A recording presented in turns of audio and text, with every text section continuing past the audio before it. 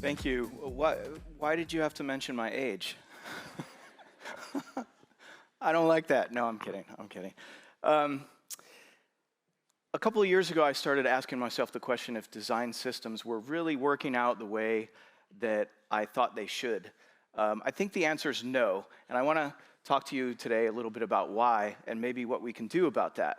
So we're going to be talking about design decisions, and especially the types of design decisions that lead to subsequent decisions. So you can imagine here a decision was made, and if someone was standing in front of one of these urinals and I had to go, I have a decision to make as well. Do I wait, or do I make an awkward new friend? So design systems are really nothing other than a collection of micro design decisions that other people will use to make their own decisions. And I think that's very important to keep in mind. So we tell ourselves stories about what design systems are, what they mean to us, how we should use them, et cetera, et cetera. And I find that most of these stories we tell ourselves are lies. So I'm going to talk to you about 7 lies that we tend to tell ourselves about design systems. And we have a very short amount of time together today, so I'm going to go through them very, very quickly. So we'll just get started. Lie number 1 is that most design systems are more than simply glorified component libraries. And we don't like to think of them this way, but they can be that way. And people criticize me when I say this because they'll be like, hey, but didn't Brad Frost quote you when at the beginning of his book, Atomic Design, saying that we're not designing pages, we're designing systems of components? Yes, I did say this, but I was talking about design approach and not about technology. I was talking about web components or Angular components or Ionic components.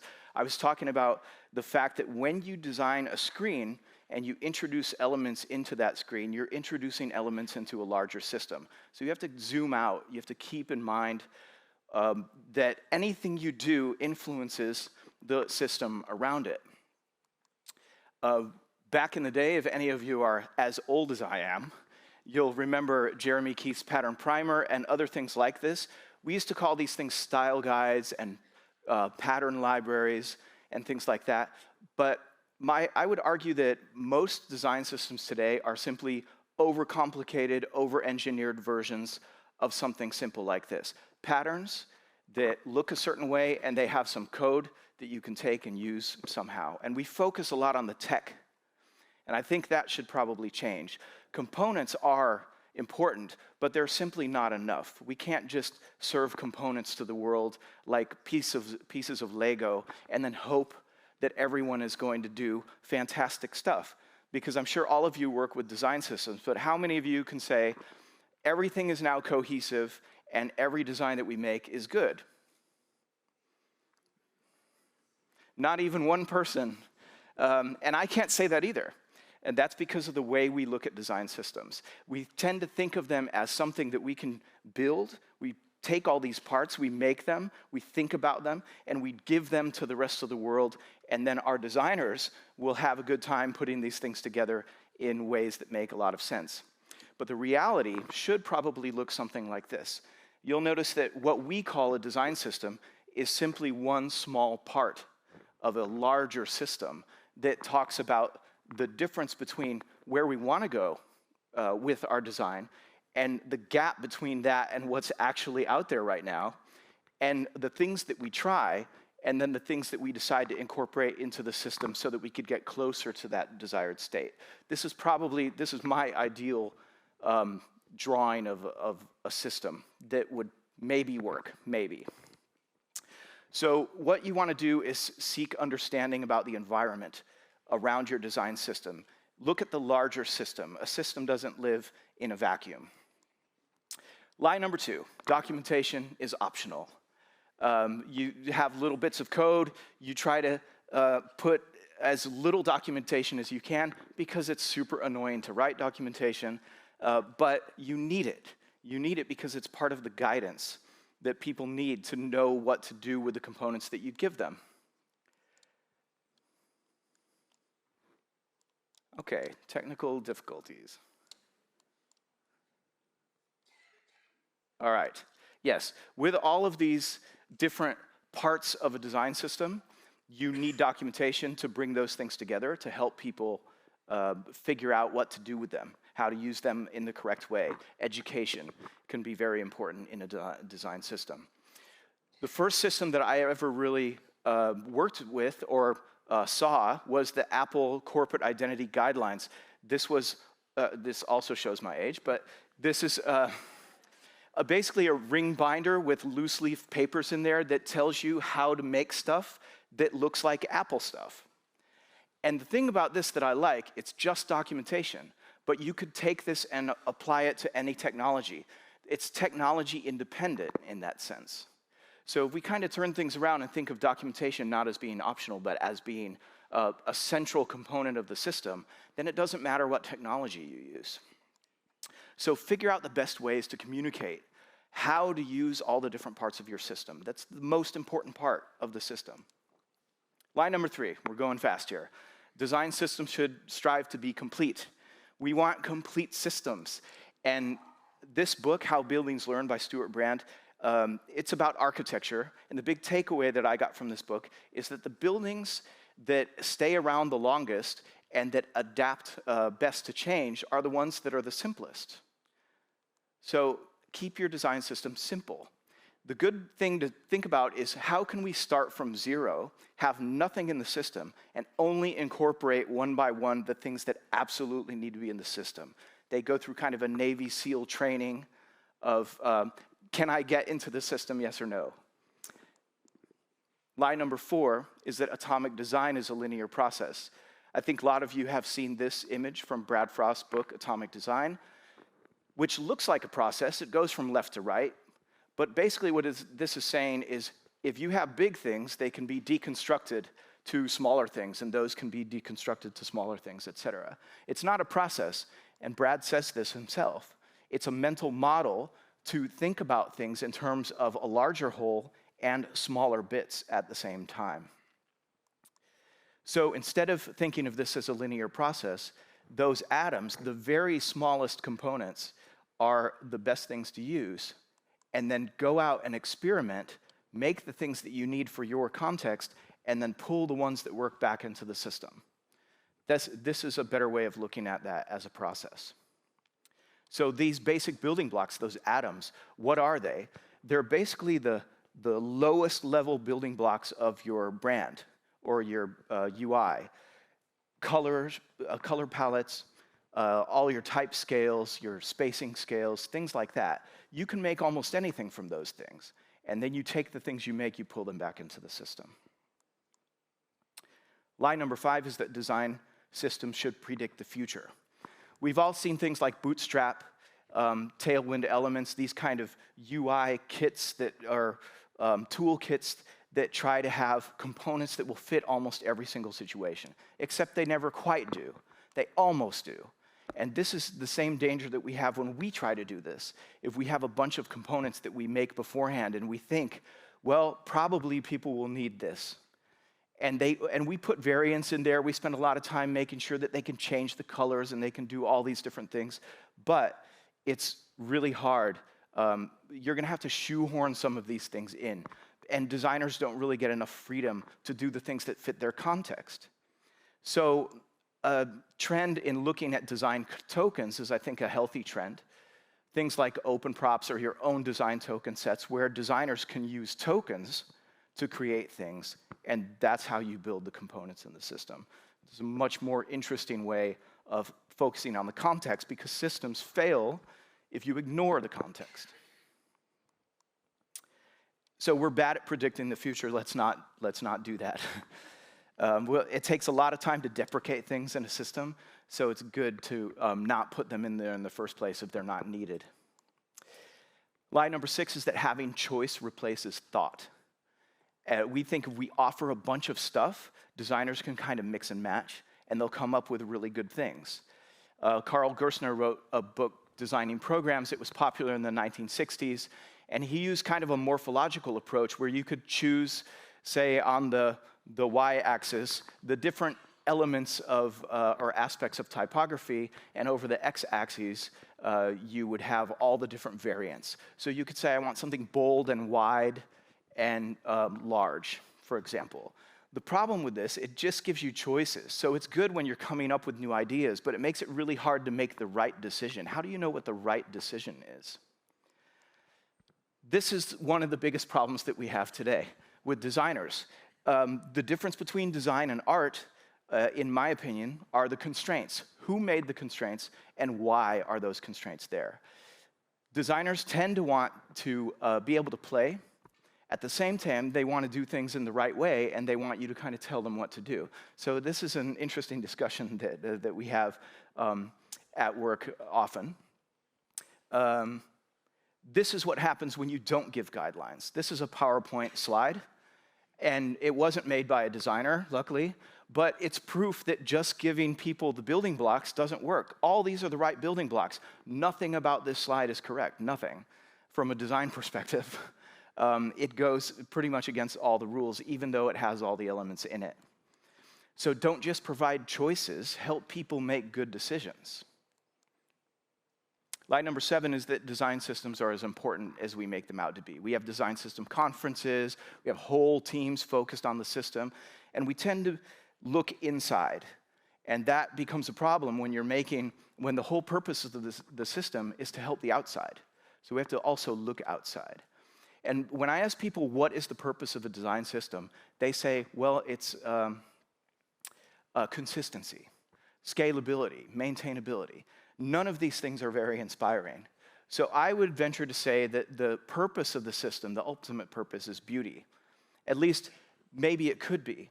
And that adds a human element that everyone can relate to, and maybe you can develop relationships that way. But what is beauty? I think this is beautiful. This painting by Anselm Kiefer is beautiful. There's beauty in process, whether it's meticulous or whether it's creative and expressive. There's beauty in discovering new forms of expression that haven't been done before. There's beauty in taking something that was ugly and turning it into something interesting and starting a movement. There's beauty in juxtaposition, taking things that you don't think will fit together, but somehow you make it so they fit together in many different ways. These things, these juxtapositions have changed the world in some cases. There's beauty in diving into context. So if you have the same designer, you maybe create different things for different clients that are completely different because they focus on the context.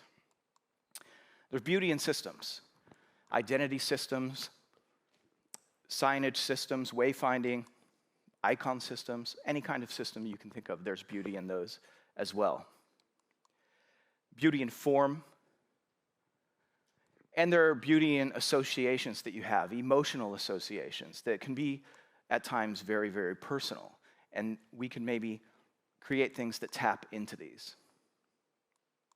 So you would say, well, if beauty's in the eye of the beholder, and it's subjective, then how do we decide what beauty is? Well, beauty would be the agreements that you make within your teams, within your company, about what beauty means. And you make those agreements. How far can we go? And some of it is universal. If any of you who know a bit about Gestalt psychology, you might recognize this image. You have these two words, taquete and maluma, and these two forms. And if I ask people which form fits with the word maluma, they almost always choose the picture on the left. But taquete and maluma are made-up words. They're nonsense words. They don't exist in any language. So why do we have this kind of community feeling about which thing fits with which form? I think most people would agree that the first Apple computer logo is a good illustration, but a really horrible logo. And of course, lucky for us, every decision Apple has made since then is great. Even if you're not a graphic designer, like I was trained as a graphic designer, you don't have to be a graphic designer to appreciate the importance of proper letter spacing. We all know this, we feel it intuitively. And if you work at a bank, you don't want to sit through hours of this kind of PowerPoint, right? Which obviously I had to block out what the text is. So instead of seeing aesthetics versus function, we could follow Victor Papanek's example of the function complex, which sees aesthetics as a part of function. There's a well-known saying that the form of a chair is what allows you to sit in it. And that means that function and form don't have to compete with one another. You can combine these things. And when we started doing this at our company, we were able to take something that looks really, really dated and make it slightly better, slightly more modern. Some mediocre typography, make it slightly more readable.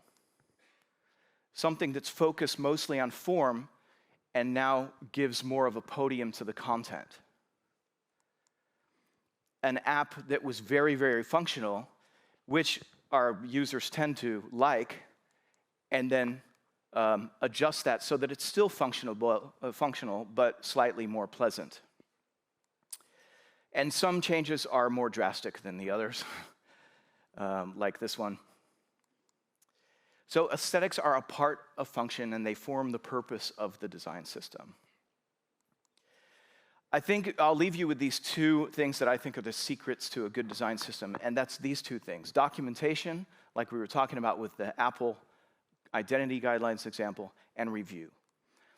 If you want to set boundaries, you have to tell people what are the parts and how do you use them. You have to spend the time to tell them that. And we do this. We don't publish it publicly at this point, but and you all have systems like this, but we try to get into the why. Why would you do it this way? What types of things should you take into account while you're putting these things together? What should you think about? And we ask designers out of the teams to help us out with that. So that's setting the boundaries. But as we've heard today, you have to let people play. You have to let people push the boundaries. And the way to do that is with review. Old-fashioned design critiques, or review as we call them, so that we don't ruffle any feathers. But it's very important. You let someone do something, and then you review it together. You see if it fits. And this is our process for design and alignment. What's in that flowchart in detail level doesn't really matter. It's going to be different for your particular situation. But these things on the outside are the most important things. How do you use these components and patterns? What do you do if you want to create something new? What do you do if you want to adjust something that's in the system? You want to change it. How do you do that review process? How do you document things? And how do you make sure that it's the quality that you expect it to be before it goes into production? So I'll leave you with this. The architect Louis Kahn said that design is not making beauty, but beauty emerges from selection, affinities, integration, love. And if I would dare to paraphrase Louis Kahn, I would say that beauty emerges based on the decisions that we make. So for me, design systems should have the function of helping our designers make those better decisions that let that beauty come out. Thank you. Wow. Such a wonderful talk, beauty and design systems. What a combo. Let's see if we have questions from our audience. I see, just here, yeah, please. Oh, yeah. Uh-oh, I see who that is. Hi, thank you for this great talk. I wanted to know how you prep or how you prime or how you approach the designers to have that mindset of seeing it as beauty, seeing it as an aesthetic that's baked into the system. Because I thought that was a really excellent point, and I'm just curious, like, in your career, have you had to explain that to people that don't get it necessarily? Yeah, I think that's a discussion we have all the time. And we're not even there yet. So it's an ideal world when all the designers see that or feel that way. And it's also because we're not quite ready. I mean, we're always working on the system and trying to make it better. And a lot of what I'm talking about is also an aspiration. So you're constantly working to improve. But those discussions happen all the time. Yeah. Mm-hmm. Any other questions from our audience? Maori. Okay. Steven, I want to thank you. It was a great presentation. And I just want to mention to you that from tomorrow on, I will use the word beauty much more often. I was always very skeptical or careful using this word because it's very subjective. And when you talk with the team, subjectiveness is an issue, but the way you present it makes total sense. So I just wanted to say from tomorrow on, I'm a beauty enthusiast. Oh, You Aw. have a follower. Thank you. Thank you. Very beautiful. We have time for 2 more questions, so I will ask you from our online audience. So, how to ensure accessibility with a smaller, simpler design system? How to ensure accessibility with a smaller, simpler design system. My first thought is that it should be simpler to make things accessible because the scope is smaller. So I'm not sure I'm understanding the question correctly, but accessibility is something that we tack on right now. We talk about it as something separate. The ideal world is where accessibility is something you don't talk about. Just like we talk about diversity now, and we'd rather not talk about it, it should just be kind of the norm. It should be baked in. That should be the way that we get different perspectives. And accessibility is a way of looking at perspectives of the type of users that that use your products. I'm not sure I have the right answer to that, except try to bake it in from the very beginning. It's just one of the many, many things that you have to look at as a designer and as a developer, since a lot of accessibility issues are development related. Yeah. Thank you. One more question from, I think it from this side, or no? Okay, please, yeah, please, Basti. I know everyone who is raising hands, so. Thank you. Great talk, Stephen. My question was, I've always felt like one of the greatest tragedies for design systems was the word design. Because a lot of the times it's design-focused, design-led, and we don't focus enough on the product and the business outcomes that that system supports. So if you were, I was wondering, if you were to rename design systems as they're known today, what would you call it? That's an excellent question. And I'm tempted to try to give an answer on the spot, but that's something I would like to think about. It would not be a beauty system, no. That sounds like something you'd have at a salon or something. No, it would not be beauty system. I'd like to think about that. I'm just being honest. That's something that deserves a lot of thought. Yeah, we have 2 networking breaks, so in case you come up with an answer. And else you have more questions to Stephen. Yeah, thank you so much. Thank you.